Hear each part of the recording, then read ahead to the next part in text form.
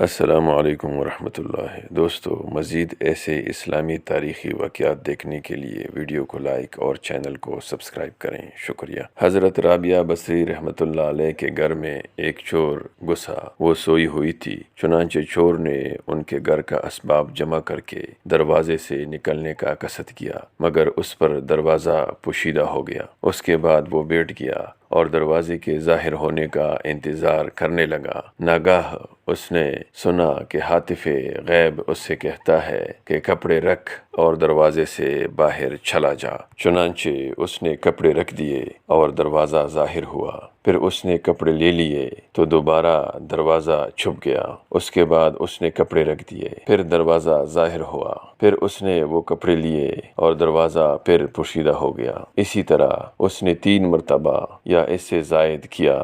اس کے بعد منادی غیب نے اس کو آواز دی کہ اگر رابعہ بصری سو گئی ہے تو اس کا حبیب تو نہیں سوتا، نہ وہ اونگتا ہے، نہ اسے نیند آتی ہے۔ چور نے کپڑے رکھے اور دروازے سے باہر چلا گیا۔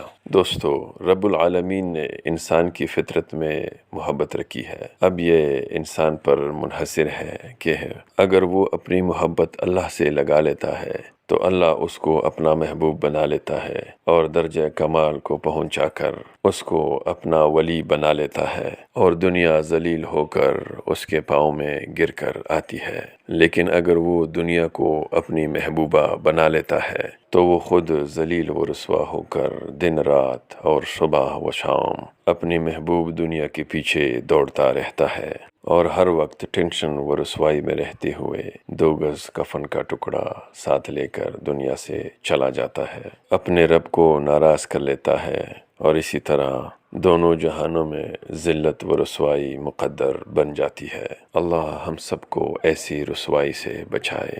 اے اللہ، ہمیں اپنی محبت و اطاعت نصیب فرما، اور اپنے نیک اور صلحاء بندوں کی دعاؤں میں ہمیں اپنا حصہ عطا فرما۔ آمین یا رب العالمین۔ السلام علیکم ورحمۃ اللہ۔